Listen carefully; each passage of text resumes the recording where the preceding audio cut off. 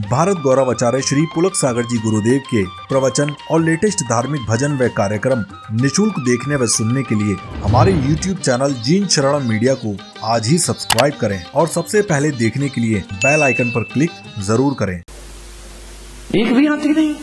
चलो यार, हाथी तो बहुत बड़ी बात है। चक्रवर्ती की अश्वशाला में 18 करोड़ घोड़े। कितने घोड़े?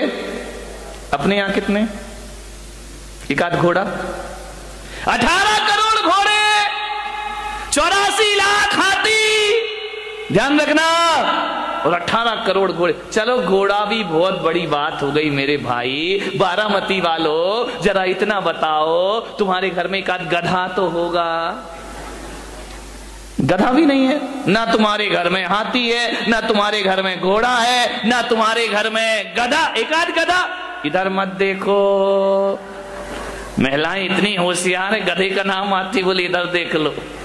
विचार करिए, 84 लाख हाथी, 18 करोड़ घोड़े, तुम्हारे घर में एक गधा भी नहीं है मेरे भाई। गधा रखने की हैसियत नहीं है तुम्हारी, और अकड़ इतनी है कि शायद चक्रवर्ती के बाप से भी ज्यादा अपने आप को समझ। क्या औकात है चक्रवर्ती के? चपरासी की भी हैसियत अपनी। मालूम है चक्रवर्ती भरत के घर में 365 रसोई है। खाना बनाने वाले कितने थे? 365। तुम्हारे घर में काम वाली कितनी है?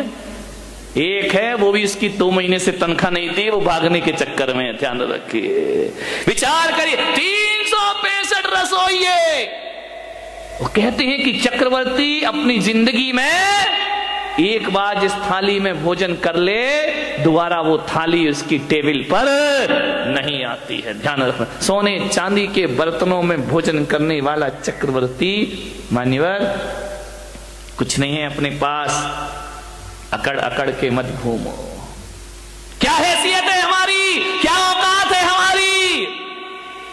जब अहंकार आए, मान कसाए आए, तो चक्रवर्ती को याद करना, सारा मान मिट्टी में मिल जाएगा मेरे भाई, और मार्दव धर्म तुम्हारे जीवन में प्रारंभ हो जाएगा। आज उत्तम मार्दव धर्म है, होना चाहिए, बहुत होगा तुम्हारे पास। मैं विरोध नहीं करूंगा, लेकिन जो भी है उस पे अकड़िए मत। झुक कर मिलिए, हाथ जोड़कर मिलिए, व्यवहार अच्छा रखिए, विनम्रता से मिलिए। एक बात याद रखना, तुम महंगी कार में बैठकर जैन भवन तो आ सकते हो, महावीर भवन, लेकिन एक बात याद रखना, अहंकार की कार में बैठकर मोक्ष की यात्रा नहीं हुआ करती है। मोक्ष की यात्रा यदि करना है तो अहंकार की कार से उतरना पड़ेगा।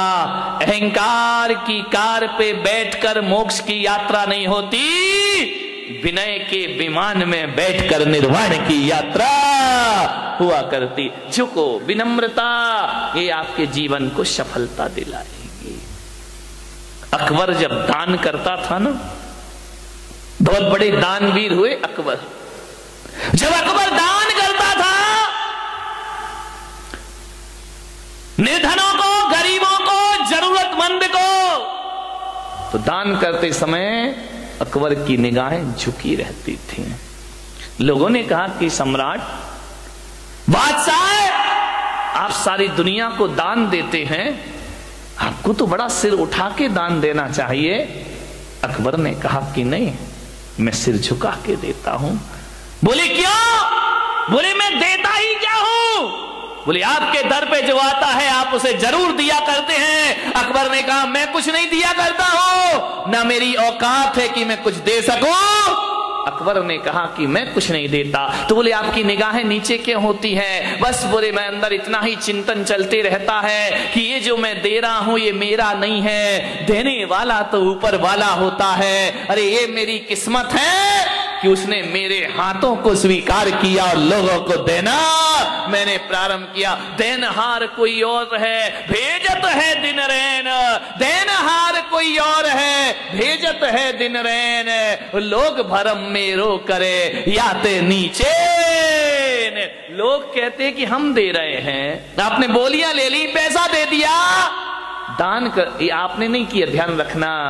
पैसे तो वेश्या के पास भी होते हैं मेरे भाई, लेकिन उस वेश्या के पैसों की कोई कीमत नहीं हुआ करती है। पैसा आपके पास भी है। पैसे वाला वो नहीं होता है जो पैसा जोड़ जोड़ के रखता है, पैसे वाला वो होता है जो दोनों हाथ लुटाने की ताकत रखा करता है। ध्यान रखिए, अकबर ने कहा कि मैं कुछ नहीं दे रहा हूं, ऊपर वाला दे रहा है। ध्यान रखना, आप दान नहीं कर रहे हैं। थोड़ा सा दान करके मेरा नाम नहीं लिखा, मेरा नाम नहीं आया, मेरा फोटो नहीं छपा, धरते मान महाविश्वरूप करही नीच गति जगत में। ध्यान रखिए, कुछ नहीं, जब भी दान देने का भाव जगे अकड़ना मत। हमने इतना दिया और हमें पूछे ही नहीं, हमें माला ही नहीं पहनाई, हमारा नाम ही नहीं लिया, हमने इतना काम किया, हमें कुछ सम्मान ही नहीं मिला।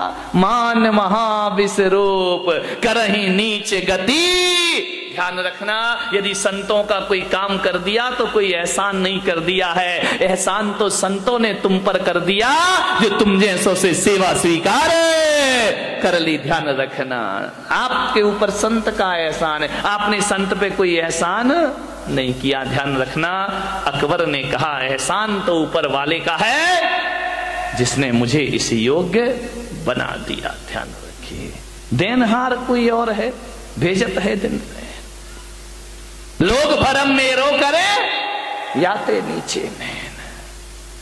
मेरे भाई, मार्दव धर्म कहता है किसी का परोपकार करो तो इस हाथ से करो और उस हाथ को पता नहीं चलना चाहिए। ध्यान रखना, खबर ही नहीं होना चाहिए। वह मार्दव धर्म।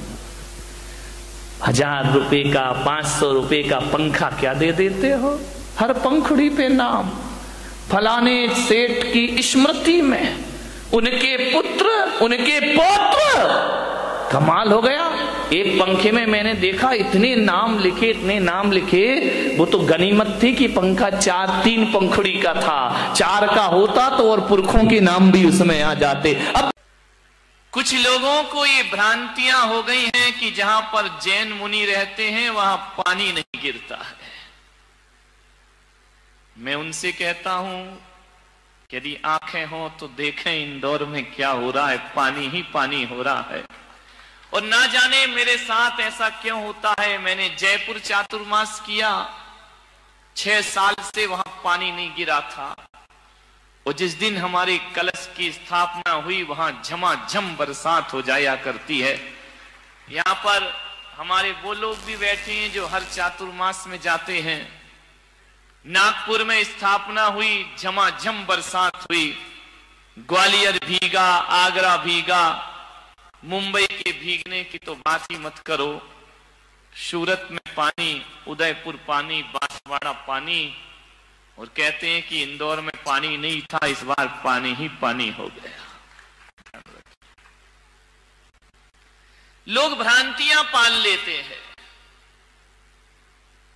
ये बहुत गलत धारणा पूरे देश में व्याप्त है, कुछ लोगों में, गांव के लोगों में, कि जैन मुनि जाए वहां पानी नहीं गिरता है। आज तो इतना गिर रहा है भाई कि लोग प्रवचन में नहीं आ पा रहे हैं। ध्यान रखिए, मैंने कहा था ना इंदौर वालों, दशहरा मैदान में जो प्रवचन होंगे, ऊपर से ऊपर वाला बरसेगा और नीचे से मैं बरसूंगा। आप ऊपर से भी भीगेंगे और अंदर से भी भीग जाएंगे। ध्यान रखिए, हरियाली ही हरियाली है।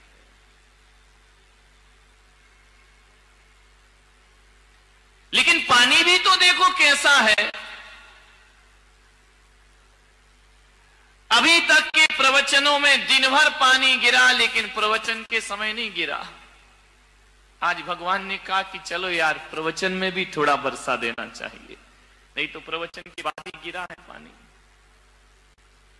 कोई बात नहीं, भीगते रहो।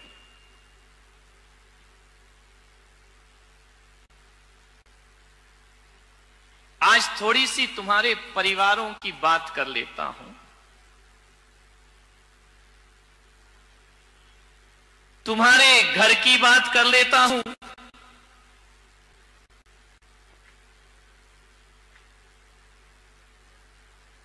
परिवार को चलाना है, परिवार को जीना है, परिवार को मजबूत बनाना है। प्रत्येक सदस्य का यह कर्तव्य होता है कि वह यह संकल्प कर ले कि किसी भी परिस्थिति आ जाए हम अपने परिवार को कभी टूटने नहीं देंगे। ध्यान रखना, पहले के लोग ये सोचा करते थे कि हमारा परिवार कैसे एकजुट रहे, कैसे बंधा रहे, और आज के सोचते हैं ये परिवार कैसे टूट जाए। ध्यान रखना, एक रखो परिवार। परिवार को जोड़ने के लिए 3 बातें आप याद रखिए। ये 3 बातें नहीं, ये 3 रत्न हैं। ये 3 बातें नहीं हैं, ये तीनों लोग की संपदा है। इन्हें केवल 3 बातें समझ के मत छोड़ देना, ये तुम्हारी 3 पीढ़ियों को सुधार देंगे। ध्यान रखना, 3 बातें आपको याद रखना है, और उन 3 बातों से तुम्हारा परिवार चलता है, तुम्हारा घर चलता है, तुम्हारा व्यवहार चलता है, तुम्हारा जीवन चलता है। मात्र 3 बातें याद रखो। 3 का बड़ा महत्व है मेरे भाई। यदि स्टेशन पर तीसरी घंटी बज जाए तो ट्रेन आ जाती है। ट्रेन का जो लोग इंतजार करते हैं, पहली घंटी, दूसरी घंटी, तीसरी बजी की ट्रेन आ गई। 3 का बड़ा महत्व है। विद्यार्थी स्कूल में परीक्षा देने जाते हैं, 3 घंटे बजते पेपर छीन लिए जाते हैं, क्योंकि 3 घंटे बज गए। 3 घंटी यदि बज जाए, 3 का बड़ा महत्व है। मोक्ष मार्ग में भी 3 का महत्व है। सम्यक दर्शन, सम्यक ज्ञान और सम्यक चारित्र्य जिसे मिल जाए उसे मुक्ति हो जाया करती है। और तुम्हारे रसोई घर में जाके देखो तो प्रेशर कुकर की 3 सीटी बज जाए तो भोजन पक जाया करता है, फिर और 4थी सीटी का इंतजार नहीं हुआ करता है। और जिंदगी को देखो तो बचपन, जवानी और बुढ़ापा, यहां भी 3 है, और 3 ही रोग लगे हैं। महावीर कहते हैं तुम्हारी जीवन में जन्म, जरा और मृत्यु। पूजा में पहले यही सोच के तो जल चढ़ाते हो ना कि जन्म का नाश हो जाए, जरा का नाश हो जाए और मृत्यु का ना। और जिस दुनिया में तुम रहते हो उसमें भी 3 लोक हैं, ऊर्ध्वलोक, मध्यलोक और पाताल लोक। एक पाताल लोक है, एक नरक लोक है, मनुष्य लोक है और स्वर्ग लोक। ये 3 ध्यान रखना, 3 हर जगह महत्वपूर्ण होते हैं। वैदिक परंपरा कहती है ब्रह्मा, विष्णु, महेश 3, और जैन परंपरा कहती है कि जासो पूजो परम पद देव शास्त्र गुरु 3 का ही महत्व। जहां जाओ वहां 3 है। और ये मत सोचना कि 3 तिगाड़ा काम बिगाड़ा। 3 से काम बन भी जाता है और 3 से काम बिगड़ भी जाया करता है। 3 का बड़ा महत्व होता है। 3 से ही हमारी दुनिया चलती है। 3 से, और कहते ना 1 बार माफ करो ठीक है, 2 बार माफ करो ठीक, तीसरी बार कोई माफ नहीं करता। ध्यान रखना, सोचना है आपको, 3 का बड़ा महत्व है। और जिस घर में 3 बहुएं हो, समझ गए ना, ये नहीं तो वो नहीं तो वो नहीं तो एक वाली कहां जाएगी बेचारी, कोई ठिकाने ही नहीं है।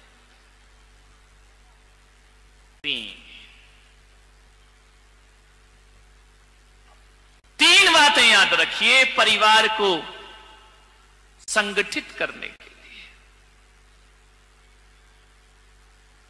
3 बातें यदि स्मरण में रहे, उन्हें केवल बात समझ के मत छोड़ना। 3 बातें। अदालत में जज साहब कितने हथौड़े मारते जब माहौल बिगड़ने, 1 2 3, ध्यान रखना। 3 के बाद फिर कुछ नहीं।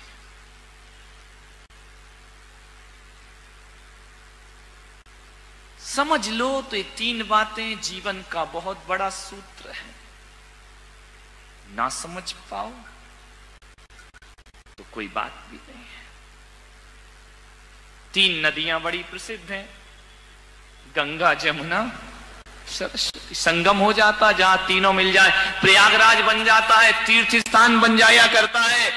इसलिए 3 ही दे रहा हूं, उसे चाहे गंगा समझो चाहे जमुना समझो तुम्हारी मर्जी है, सरस्वती समझो तुम्हारी मर्जी है, अरे सम्यक दर्शन समझो तो तुम्हारी मर्जी है, सम्यक ज्ञान सम्यक चारित्र समझो तो तुम्हारी मर्जी है। और जीवन में 3 का ही महत्व होता है, एक माँ का महत्व होता है, एक महात्मा का महत्व होता है। ध्यान रखिए, मैं पुलक सागर कहता हूं, यदि तुम मुझे सच्चा गुरु मानते हो तो पेन बना के मुझे जेब में मत डालो मेरे भाई। ध्यान रखना, अपनी जेब में बंद करने के लिए गुरु बनाया है क्या? मैंने कहा एक बात ध्यान रख, अरे दीवारों पे तस्वीर लगाए वो सच्चा भक्त नहीं होता, दिलों में तस्वीर बसा ले वो सच्चा भक्त हुआ करता है, जो दिलों में बसा के रखता है। ध्यान रखें, धड़कनों में बसा के रखता है। इनमें क्या होगा?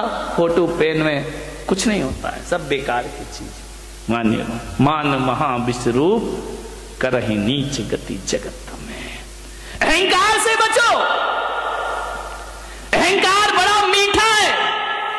एक शराब वो होती है जो मुंह से पी जाती है, और एक शराब वो होती है जो कान से पी जाती है। ध्यान रखना, मुंह से पी शराब तो चढ़ के रात सुबह उतर जाती है, लेकिन जो शराब कानों से पी जाती है उसका नशा जिंदगी भर भी उतरने वाला नहीं है। कान से प्रशंसा, अहंकार, प्रशंसा ऐसी शराब है जो कानों से पी जाती है। ध्यान रखना, ज्यादा प्रशंसा के भूखे मत बनो कि मुझे प्रशंसा नहीं मिली, मुझे प्रशंसा नहीं मिली। अरे गुलाब को कोई गुलाब ना कहे तो क्या उसकी खुशबू में कोई फर्क पड़ा करता है? ध्यान रखिए, जरूरी थोड़ी है कि गुलाब को गुलाब कहो तभी वो महकेगा, जरूरी थोड़ी है हीरा को हीरा कहो तभी उसकी चमक दिखाई देगी। अरे गुलाब को गुलाब ना कहो तो भी महकता है, और हीरे को हीरा ना कहो तो भी हीरा चमकता है। ध्यान, किस प्रशंसा की बात करते हैं? प्रशंसा का भूखा आदमी। प्रशंसा के 2 शब्द, सबसे ज्यादा प्रशंसा की भूखी ये महिलाएं, नहीं यहां वाली नहीं, बंबई वाली, तुम्हारी तो मैं आगे जाके करूंगा। इतनी भूखी, 4 शब्द अच्छे बोल दो, 1000 काम करा लो इनसे। ध्यान रखिए, प्रशंसा के भूखे मत बनो। ध्यान रखना, बड़े बड़ाई ना करें, बड़े ना बोलें बोल, और हीरा मुख से ना कहे कि लाख हमारा मोल। अपनी कीमत हीरा थोड़ी बताता है, पब्लिक बताती है कि हीरे की कीमत क्या होगा करती। खुद की प्रशंसा खुद ही करते रहो, करते रहो, करते रहो। मान महाविश्वरूप करहि नीच गति जगत में। खुद की प्रशंसा में। एक बार क्या हुआ, यमराज धरती पर आए और यमराज ने कहा अपने यमदूतों से कि जाओ, उस मूर्तिकार का समय हो गया, उसे लेकर के आइए। यमदूत आए, मूर्तिकार बड़ा होशियार था, बड़ा बुद्धिमान था, ऐसी मूर्तियां बनाता था, ऐसी मूर्ति कि मूर्ति को देख के आप कह नहीं सकते थे कि असली है या नकली है। एक बार उस मूर्तिकार ने सोचा कि यार दुनिया से मुझे भी जाना पड़ेगा, एक दिन नंबर आएगा। किसी वकील ने सलाह दे दी कि एक काम कर, तुझे यदि यमराज यमदूत लेने आए तो थोड़ा सा धोखा दे देना, मौत को धोखा। बोले हाँ। तो यमराज मालूम है मूर्तिकार ने क्या किया? वकील की सलाह पर अपने जैसे 7 पुतले बना लिए, और एक दिन जब यमदूत लेने आए तो 8वीं जगह खुद जाके खड़ा हो गया। यमदूत ने देखा कि यार इसमें कौन है मूर्तिकार, ये 8 के 8 तो एक से लग रहे हैं, एक सी डिजाइन, एक सा कलर, एक सा रंग, एक सा रूप। यमदूत ने थोड़ी देर देखा, लौट गए। मूर्तिकार बड़ा खुश हुआ कि यार आज मैंने यमदूत को धोखा। जैसे ही यमदूत यमलोक वापस लौटे, यमराज ने कहा क्यों रे खाली हाथ आया? बोलिए तूने मेरा धंधा बिगाड़ दिया। जो भी जाता है खाली हाथ लौट के बोले यमराज बहुत दिक्कत हो गई। यमदूतों ने कहा, यमराज ने कहा क्या दिक्कत हो गई? अरे बोले किसको लेके आए, किसका नंबर है? अरे बोले तुम्हें अकल नहीं है? सबके नंबर फिक्स हैं, जिसका है उसे उठा लाओ। अरे बोले ब्रह्मा जी ने थोड़ा गड़बड़ कर दिया। बोले क्या गड़बड़ कर दिया? बोले एक सी डाई के लोग बना दिए, एक सा चेहरा, एक सा रंग, एक सा रूप। अब बताओ कौन मूर्तिकार को लेकर आओ? वहां तो 8 खड़े हुए हैं। यमराज ने कहा कुछ भी हो जाए, ब्रह्मा जी कभी गलती नहीं किया करते हैं, कोई ना कोई कमी जरूर रखा करते हैं। अरे बोले महाराज वहां कोई कमी नहीं है, 8 के 8 बिल्कुल एक से दिखाई दे रहे हैं। हमने 1 घंटा देखा लेकिन समझ नहीं पाए कि असली मूर्तिकार किसका नंबर है, किसे लाए। यमराज ने कहा इधर आओ, इधर आओ, इधर आओ, एक मंत्र देता हूं। बोले मंत्र? बोले हाँ, एक मंत्र देता हूं, उन 8 के सामने एक मंत्र पढ़ना, जो असली होगा बाहर निकल आएगा, ज्यादा समय नहीं लगेगा। इंसान कितनी भी चालाकी कर ले, हमसे ज्यादा चालाक नहीं। यमदूत फिर आए, मूर्तिकार को पता चला कि फिर कोई लेने आ रहा है, फिर जाके मूर्ति के बाजू में खड़ा हो गया। यमदूतों ने कहा वाह क्या ब्रह्मा जी तुम्हारी कला है, गजब हो गया। 1 से 8 आदमी, कितना सुंदर ये पुतले बने हुए हैं, कितने सुंदर लोग खड़े हैं। वाह रे भगवान, क्या तेरा चमत्कार है। अरे जी 8 इतने सुंदर हैं, कौन होगा वो महानुभाव जिसने इन्हें बनाया है, वो कितना सुंदर होगा।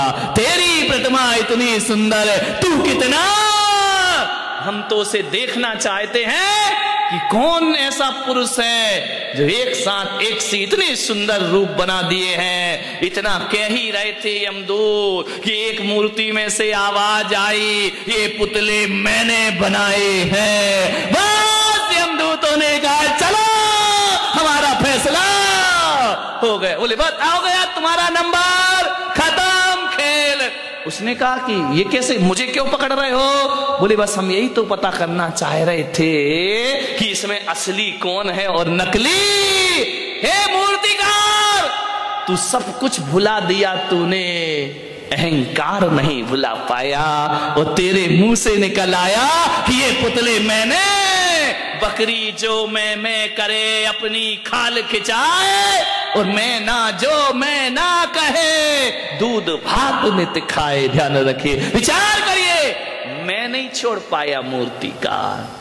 आदमी यदि मौत की गिरफ्त में आता है, मैं के कारण आता है। ध्यान रखिए, मृत्यु का मतलब ये नहीं होता कि शरीर छूट गया तो हम मर गए। मैं तो कहता हूं जिस आदमी की यश कीर्ति जिस क्षण मर जाती है, जीते जी आदमी इस धरती से मर जाया करता है। जिस समय आपकी प्रतिष्ठा मर गई, जिस समय आपकी इज्जत मर गई, जिस समय आपकी सम्मान मर गया, वह मृत्यु दंड से कम नहीं हुआ करता है। ध्यान रखिए, मौत वो नहीं कि यमराज उठाकर ले जाएं। जिस समय हमारी ख्याति मर जाती है, समझना आदमी उसी क्षण मृत्यु को प्राप्त। फिर तो वो जीना नहीं है, वो तो जिंदगी को ढोना हुआ करता है। ध्यान रखिए मान्यवर, आपसे मेरा निवेदन है, अहंकार से बचने का प्रयास करिए। कुछ बच्चे खेल रहे थे, मैं छत पे खड़ा था, कुछ बच्चे खेल रहे थे, फुटबॉल खेल रहे थे। फुटबॉल में क्या होता है आपको मालूम है? एक लात इधर से पड़ती है, एक लात उधर से पड़ती है। जहां जाती है फुटबॉल, वहां क्या होता है?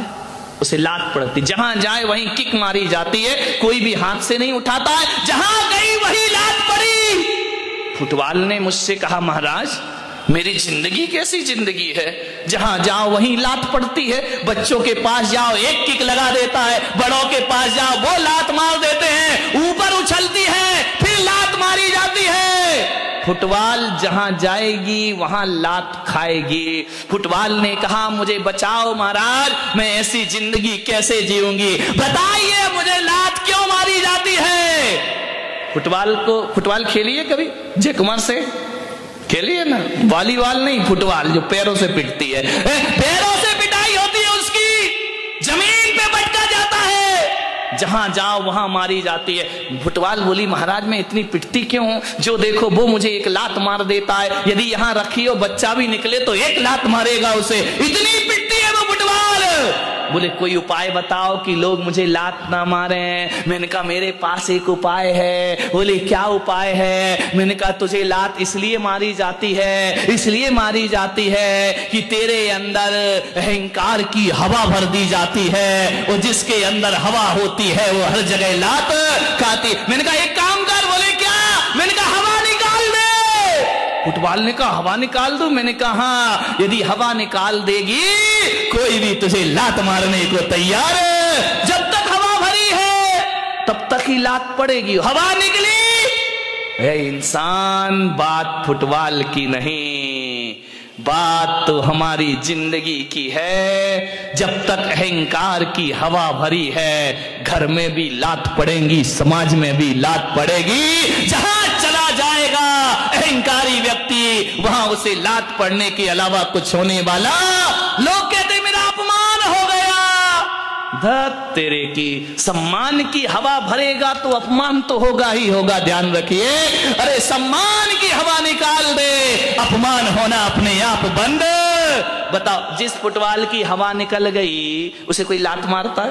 बोलिए लात मारते हैं क्या? जिसे लात पड़ रही थी जब हवा भरी थी, हवा निकल जाए तो लोग लात से नहीं, उस निकली हुई हवा की फुटबॉल को आदमी हाथ में उठा लिया करता है। ध्यान रखिए, जो व्यक्ति अहंकार छोड़ देता है, इंसान तो क्या भगवान उसे हाथों पे उठा लिया करते हैं। आज मार्दव धर्म है, मार्दव धर्म यही कह रहा है अकड़ो मत। एक बार क्या हुआ, रोटी और जिसपे वो करते हो क्या होता है, बेलन से तो यूं होती है, उसके नीचे चकला, चकला बेलना धार चकला, समझ गए? चकला बेलन, बेलन तो ज्यादा समझते होंगे, उपयोग जल्दी होता है। एक महिला से बाजू वाली की महिला बेलन मांगने आई। बोले बेलन देना बहन, अपना बेलन दे दे। उसने कहा क्यों? बोले पति आ रहे हैं। उसने कहा जल्दी लौटाना। बोले क्यों? बोले मेरे भी आ रहे हैं। ध्यान रखिए, मान्यवर। रोटी बेली जा रही है, बेलन और चकले पर छोटी सी होती है, उसको जब मालूम है ना कि अब रोटी मंगाऊं यहीं पे, उसको जब बेलन गोल गोल बेलता है तो रोटी बड़ी हो जाती है। और जैसे ही रोटी बड़ी हुई, रोटी ने कहा है चकले भाई, ओ चकले टकले, और ओ बेलन। बोले क्या? बोले मुझे दे, तू उतना का उतना ही है, मैं कितनी बड़ी हो गई, तेरे हाथों में खेली इतनी बड़ी हो गई, चकले के बराबर हो गई। कितनी बड़ी हो गई मैं बहुत बड़ी हो गई। बेलन ने कहा तो बड़ी हो गई तो इतनी अकड़ काहे को रही है, बड़ी तो हमारी वजह से हुई।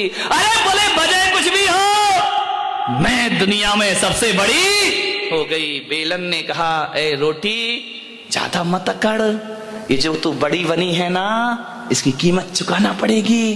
बोले क्या कीमत चुकाना पड़ेगी? बोले देख अब जैसे ही बड़ी हुई है, ये महिला तुझे हाथों में लेगी और लेने के बाद गरम गरम तवे पर डाल देगी। अरे बोले डाल देगी तो मजा आ जाएगा। बोले क्या मजा आएगा? बोले मैं फूल के और बड़ी हो जाऊंगी। अब उसमें गैस भरेगी, सिकेगी, और ऐसा मुंह फूल गया जैसे महिलाओं का फूल जाता है। रोटी फूल गई।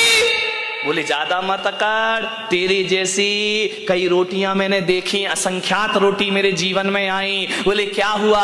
बोले जब तू बड़ी बनती है तुझे तवे पे डाला जाता है, तू और अहंकार में फूलती है, और जब अहंकार फूलता है तो तुझे मालूम है क्या होता है? बोले नहीं मालूम, क्या होगा? बोले मालूम कर ले, होगा ये तेरे टुकड़े टुकड़े करके थाली में परोस दिया जाएगा।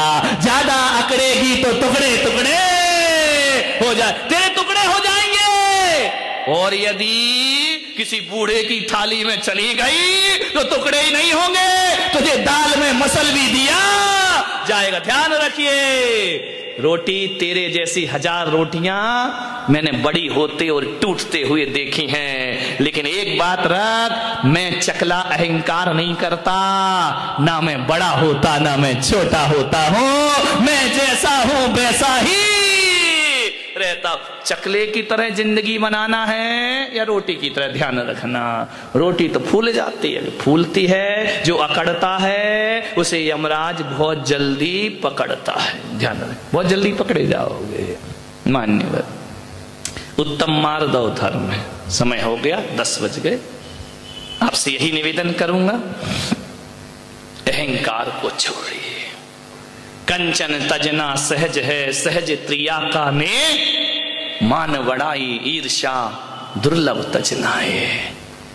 धन छोड़ना आसान है, स्त्रियों का त्याग करना आसान है, कपड़े छोड़ना आसान है। ध्यान रखना, बड़े बड़े साधु संत भी सब कुछ छोड़ देते हैं, अहंकार नहीं छोड़ पाते हैं। ध्यान रखना, जीवन में कि हमने ये किया, हमने वो किया, हमने वो किया, तुमने कुछ नहीं किया मेरे भाई, जो उसने कराया वो हमसे हो गया। ध्यान रखिए। आप सबने सुना, अनुग्रहित हो, सभी लोग मंत्र जाप करेंगे। ओम ह्रीम उत्तम मार्दव धर्मंगाय नमः। ओम ह्रीम उत्तम मार्दव धर्मंगाय नमः।